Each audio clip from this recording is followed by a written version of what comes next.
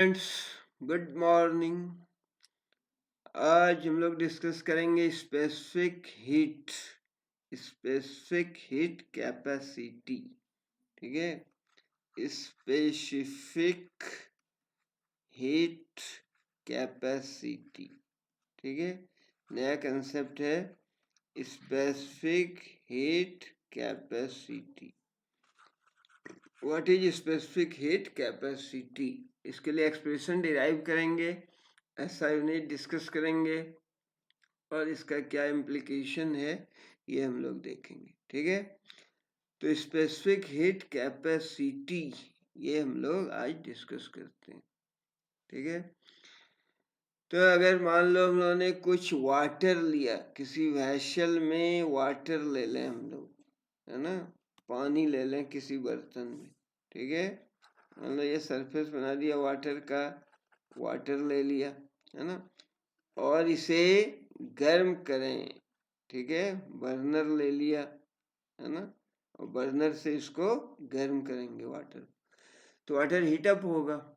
ठीक है, water heat up होगा, और जब हीटअप होगा तो इसका टेम्परेचर राइज करेगा, है ना। जब हीट किया जाता है किसी सब्सटेंस को, जैसे वाटर लिया एक बीकर में और इसको जब हीट करेंगे तो इसका टेम्परेचर राइज करेगा, टेम्परेचर बढ़ेगा। हीट सप्लाई करने से टेम्परेचर बढ़ेगा, क्योंकि जो मॉलिक्यूल्स हैं इसके, उसका जो थर्मल एनर्जी है उसकी बढ़ जाएगी, है ना, तो इससे क्या होगा, उसका टेम्परेचर राइज करेगा।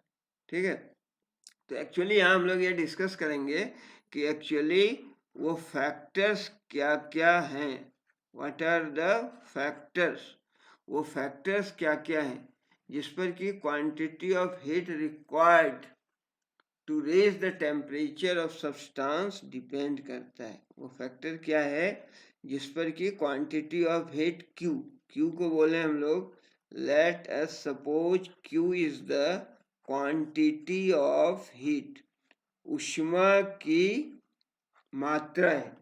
What is Q? Quantity of heat है। ठीक है, तो क्वांटिटी ऑफ हीट कितना लगेगा to raise the temperature of a substance, है ना, सब्सटेंस का टेम्परेचर बढ़ाने में, टेम्परेचर यदि बढ़ाना है तो जो हीट लगेगा, एक्चुअली वो क्वांटिटी ऑफ हीट किन फैक्टर्स पर डिपेंड करता है, ये हम लोग देखेंगे, है ना। तो इसके लिए हम लोग कुछ एग्जाम्पल देखते हैं पहले। मान लो कि गिवन क्वांटिटी ऑफ हीट है ना, मास जो है कांस्टेंट है, constant mass. Given quantity of water ले लें हम लोग। ठीक है, गिवन क्वांटिटी ऑफ वाटर, और इसको हीट करें ताकि इसका जो टेम्परेचर है वो 20 डिग्री सी से राइज कर जाए, और इसमें कितना टाइम लगा ये हम लोग नोट कर लें। ठीक है, वही मास लिया, given mass of water, given mass of water, और इसका टेम्परेचर यदि 20 डिग्री सेंटीग्रेड से इंक्रीज कराने के लिए, है ना, क्या करेंगे, 20 डिग्री से इंक्रीज कराने के लिए इसको जब गर्म किया हमने तो 20 डिग्री तक टेम्परेचर इंक्रीज हो जाए, तो इसमें टाइम नोट करेंगे, स्टॉप वॉच रखेंगे कि कितना टाइम लगा, वो टाइम नोट कर लेंगे, है ना। मान लो वो टाइम कितना है, x मिनट है। ठीक है, तो एक तो ये है। उसके बाद हम लोग क्या करेंगे कि उससे डबल क्वांटिटी लेंगे। अभी m लिया था, अब 2m के जी, मान लो m के जी ऑफ वाटर यहाँ लिया हम लोगों ने, उसका टेम्परेचर राइज किया 20 डिग्री सी, है ना, कितना टाइम लगा इसमें वो नोट कर लेंगे। ठीक है, सेकंड केस में मान लो कि डबल क्वांटिटी लिया, डबल अमाउंट ऑफ वाटर लिया, फिर इसको हीट करेंगे, है ना, और फिर इसका टेम्परेचर कितना राइज कराना है, अगेन 20 डिग्री सी तक राइज कराना है ना। इसमें फिर टाइम नोट करेंगे कि एक्चुअली 20 डिग्री सी तक राइज करने में कितना टाइम लगा। तो ये टाइम जो होगा मान लो ये टाइम टी डैश है, तो ये बराबर होगा कितना, 2x। पहले में यदि x मिनट लगा था तो अब कितना लगेगा, 2x मिनट लगेगा। ठीक है, m kg ऑफ वाटर था, 20 डिग्री से रेज कराने में कितना टाइम लगा, मानो x मिनट लगा, x डैश नहीं है, x मिनट है ना। और फिर 2m kg डबल मास ले लिया, यदि सेम टेम्परेचर राइज करने में कितना टाइम लगेगा, तो ये देखेंगे नियरली 2 टाइम्स ज्यादा टाइम लगेगा, ठीक है। फिर अनदर सिचुएशन में हम लोग देखें कि वाटर को रिप्लेस कर दें, वाटर को रिप्लेस कर दिया मान लो ऑयल से, है ना। मान लो वाटर को रिप्लेस कर दिया ऑयल से, तो मान लो मस्टर्ड ऑयल ले लिया अपन ने, है ना। अब इसका टेम्परेचर इंक्रीज करेंगे, फिर इसको हीट करेंगे और इसका टेम्परेचर इंक्रीज कराएंगे 20 डिग्री सी तक टेम्परेचर इंक्रीज कराने में गिवन मास ऑफ वाटर को देखेंगे कितना टाइम लगा। तो वो जो टाइम होगा एक्चुअली वो कम टाइम लगेगा पहले जैसे m kg लिया था, अब m kg ऑफ वाटर की जगह अगर ऑयल ले लिया उतना ही, और same temperature 20 degree C raise कराना है, इसको हीटअप करेंगे, तो अब जो टाइम लगेगा वो टाइम क्या होगा, वो कम लगेगा, t से कम लगेगा, कम समय में ही उसका टेम्परेचर इतना राइज हो जाएगा, ठीक है। तो इन सारे डिस्कशन से एक्चुअली हम लोगों ने इन सारे जो ऑब्जर्वेशंस देखे कि पहले कांस्टेंट मास लिया, है ना, 20 डिग्री से राइज करने में टाइम नोट कर लिया कितना टाइम लगा, फिर डबल मास लिया सेम टेम्परेचर से राइज करने में कितना लगेगा ये देख लिया हम लोगों ने, है ना। और फिर यदि वाटर की जगह दूसरा सब्सटेंस लिया तो देखा कि टाइम टेकन जो है वो डिफरेंट होता है ना। तो इन सारे ऑब्जर्वेशन से ये पता चलता है कि जो क्वांटिटी ऑफ हीट रिक्वायर्ड है ना to raise the temperature of substance, ये डिपेंड करता है मास ऑफ सब्सटेंस पर। Q है quantity of heat required to raise the temperature of a substance. मान लिया ये डेल क्यू है क्वांटिटी ऑफ हीट, है ना, टू रिक्वायर द, और ये required quantity of heat required to raise the temperature of a substance by certain क्या amount, मान लो 20 डिग्री थीटा 2 थीटा से रेज करने में, तो ये जो क्वांटिटी ऑफ हीट है एक्चुअली ये मास के डायरेक्टली प्रोपोर्शनल होता है ना, मास के डायरेक्टली प्रोपोर्शनल होता है यदि क्या है टेम्परेचर डिफरेंस कांस्टेंट हो। जैसा कि इसके पहले एग्जांपल में हम लोगों ने देखा कि मास यदि 2 टाइम्स कर दिया टेम्परेचर डिफरेंस वही है, तो इस केस में जो टाइम कितना लगा ये 2 टाइम्स लगता है, ठीक है। तो Q is directly proportional to mass, mass double हो जाएगा तो क्वांटिटी ऑफ हीट, अब डबल टाइम में हीट कितना जाएगा, अगर T टाइम में हीट गया मान लो x जूल, ठीक है, तो 2T टाइम में कितना जाएगा 2 टाइम्स हीट जाएगा, है ना। तो quantity of heat supplied is directly proportional to mass होता है ना। And also this is directly proportional to change in temperature, change in temperature के डायरेक्टली प्रोपोर्शनल होता है। मान लो वही गिवन मास था, उसको 20 डिग्री से रेज करने में कितना हीट लगा, फिर यदि 40 डिग्री से रेज करेंगे तो कितना हीट लगेगा, डबल कर दिया तो डबल हीट लगेगा, है ना। तो quantity of heat supplied is directly proportional to mass and directly proportional to temperature difference. और वाटर और ऑयल के एग्जांपल से ये पता चलता है कि ये चेंज इन जो टेम्परेचर है ये नेचर ऑफ सब्सटेंस पर भी डिपेंड करता है, नेचर ऑफ सब्सटेंस पर भी डिपेंड करता है। वाटर के केस में देखा डिफरेंट होगा टाइम लगा, और फिर ऑयल के केस में डिफरेंट टाइम लगता है, यानी ये नेचर ऑफ सब्सटेंस पर भी डिपेंड करता है, ठीक है। तो एक्चुअली जो चेंज इन टेम्परेचर है सब्सटेंस का, है ना, जबकि given quantity of heat absorb होता है या रिजेक्ट होता है इसके द्वारा, ये कैरेक्टराइज किया जाता है क्वांटिटी से जिसको बोलते हैं हीट कैपेसिटी, ठीक है। चलिए तो यहाँ पहले देख लेते हैं del Q directly proportional to M and directly proportional to T, combining these two, तो डेल क्यू बराबर क्या हो जाएगा, डेल क्यू बराबर सम कांस्टेंट, सम कांस्टेंट, और वो कांस्टेंट होता है उसको लिखेंगे एस, स्मॉल एस से, ठीक है, एम डेल टी, क्योंकि यदि इस दोनों को कंबाइन कर दें तो हो गया क्या, del Q is directly proportional to M del T, del Q is directly proportional to M del T हो गया, है ना, यानी del Q equal to what, S and M del T, where s is ये proportionality constant है actually, but this s को बोलते हैं हम लोग स्पेसिफिक हीट कैपेसिटी, ये जो s है ये कहलाता है specific heat capacity, this s is called specific heat capacity, ठीक है, ये s कहलाता है specific heat capacity.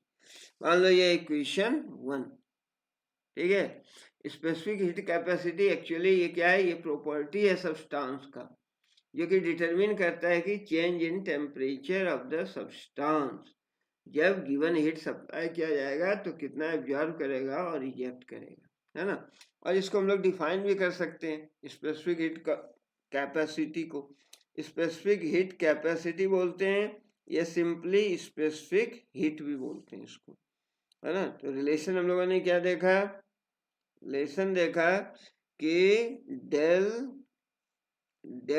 Q is equal to M S del T, ये था इक्वेशन 1।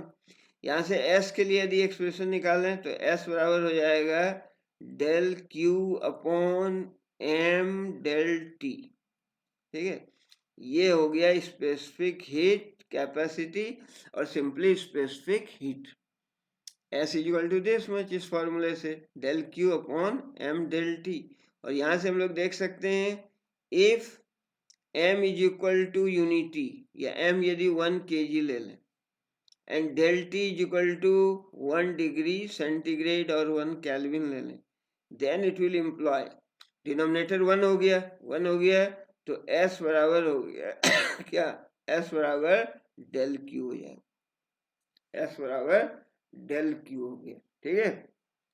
तो specific heat capacity is defined as the quantity of heat, S बराबर del Q होता है, specific heat capacity is defined as the quantity of heat required to raise the temperature of 1 kg of substance by 1 degree C, or specific heat capacity of a substance is defined as quantity of heat required to raise the temperature of unit mass of substance by unit T, है ना, 1 degree centigrade से temperature increase करने में 1 kg substance का, है ना, जितना heat चाहिए, heat required, that is called specific heat capacity, और इसकी एसआई यूनिट भी देख सकते हैं यहाँ से क्या होगी, डेल क्यू, क्यू यानी quantity of heat, heat is a form of energy, तो एसआई यूनिट जूल है, पर मास, मास का किलोग्राम है, और डेल टी डिग्री सेंटीग्रेड लिख सकते हैं या केल्विन भी लिख सकते हैं,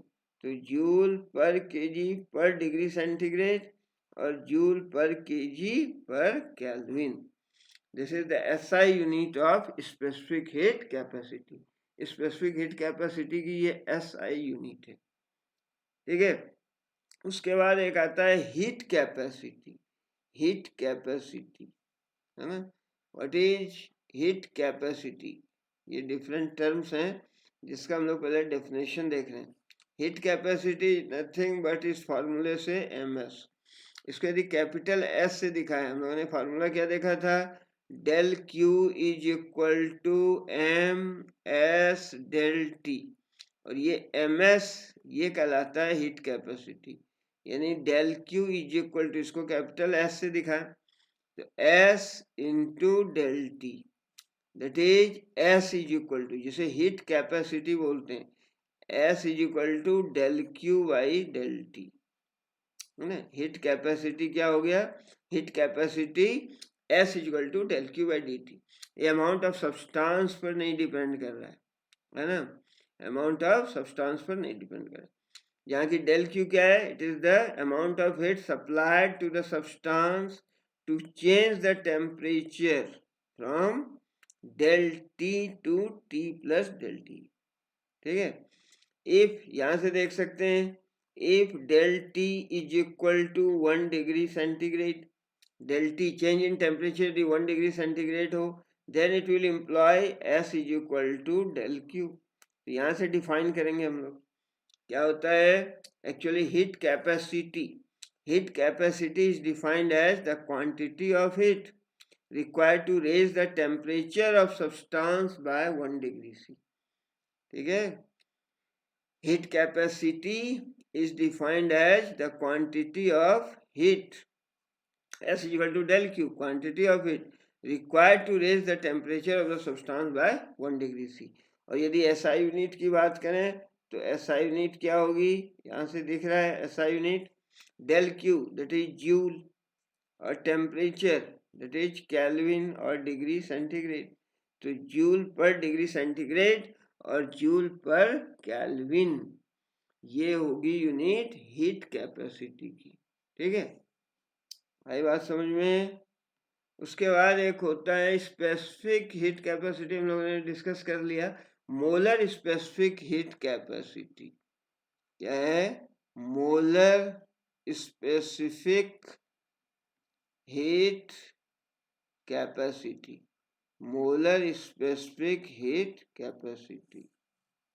ठीक है, इसको हम लोग कैपिटल सी से रिप्रेजेंट करेंगे, molar specific heat capacity capital C से।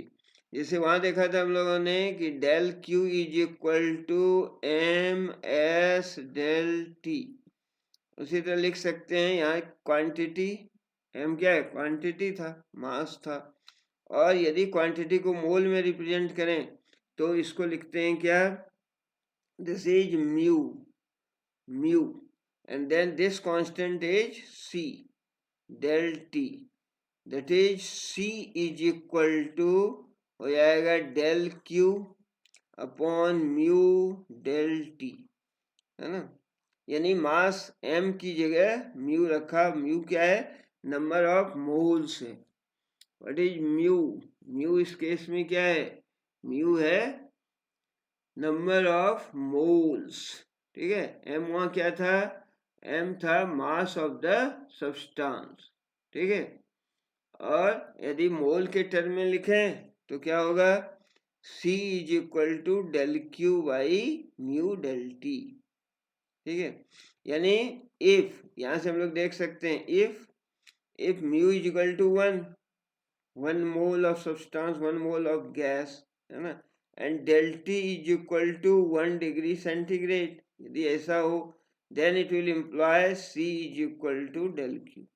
यहाँ से अपने को वे मिलता है, way of defining molar specific heat capacity. Simply specific heat capacity वहाँ लोगों ने मास कंसिडर किया था, molar specific heat capacity means यहाँ पर नंबर ऑफ मोल कंसिडर करते हैं। मानते हैं कि म्यू मोल ऑफ सब्सटेंस है, तो यदि 1 मोल ऑफ सब्सटेंस लिया और उसका टेम्परेचर 1 डिग्री सी से राइज करने में जितना हीट रिक्वायर्ड होता है उसको बोलते हैं मोलर स्पेसिफिक हीट कैपेसिटी।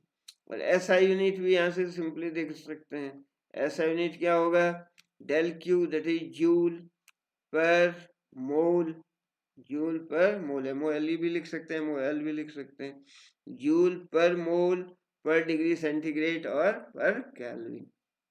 ये कहलाता है मोलर स्पेसिफिक हीट कैपेसिटी। और ये मोलर स्पेसिफिक हीट कैपेसिटी है, ये दो तरह के होते हैं। मोलर स्पेसिफिक हीट कैपेसिटी ये दो तरह का होता है। ठीक है, ये क्या क्या होता है, molar specific heat capacity at constant pressure and molar heat capacity at constant volume. ठीक है, तो उसको हम लोग Cp एंड Cv से रिप्रेजेंट करते हैं। Cp क्या है, molar specific heat capacity at constant pressure of a gas, and Cv is the molar specific heat capacity at a constant volume of a gas. Cp and Cv के term में इसको define कर, ठीक है। उसके बाद हम लोग देखेंगे टेबल दिया हुआ रहता है ना, उस टेबल में देखें तो जो स्पेसिफिक हीट कैपेसिटी है, स्पेसिफिक हीट कैपेसिटी है वो वाटर का हाईएस्ट होता है। Specific heat capacity specific heat capacity of water ये मैक्सिमम होता है, सबसे ज़्यादा होता है, स्पेसिफिक हाईएस्ट वैल्यू होता है वाटर के स्पेसिफिक हीट कैपेसिटी का कंपेयर टू अदर सब्सटेंस। और इसका जो वैल्यू होता है, इसको मैंने स्मॉल एस से जो दिखाया था, इसका जो वैल्यू होता है ये होता है कितना, 4186 जूल पर केजी पर केल्विन, जूल पर केजी पर केल्विन। ये इसको रफली हम लोग 4200 भी लिखते हैं, है ना, 4200 जूल पर केजी पर केल्विन।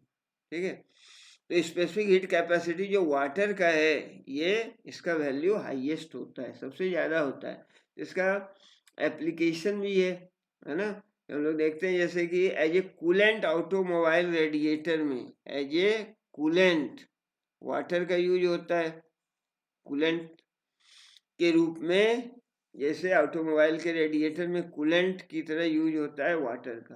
क्यों यूज होता है, क्योंकि इसका स्पेसिफिक हीट कैपेसिटी का वैल्यू बहुत ज़्यादा है। उसी तरह as a heater water bag में इसका यूज होता है, as a heater water bag में यूज होता है ना। और यही कारण है कि लैंड के कंपैरिजन में जो वाटर में टेम्परेचर चेंज कम होता है। सेम क्वांटिटी ऑफ हीट अगर दिया जाए, क्योंकि स्पेसिफिक हीट कैपेसिटी को हम लोगों ने डिफाइन किया अभी, S equal to what, S equal to del Q by M del T. तो यदि स्पेसिफिक हीट कैपेसिटी ज़्यादा है तो चेंज इन टेम्परेचर क्या होगा, कम होगा फॉर ए गिवन मास के लिए, है ना। Specific heat capacity is inversely proportional to change in temperature.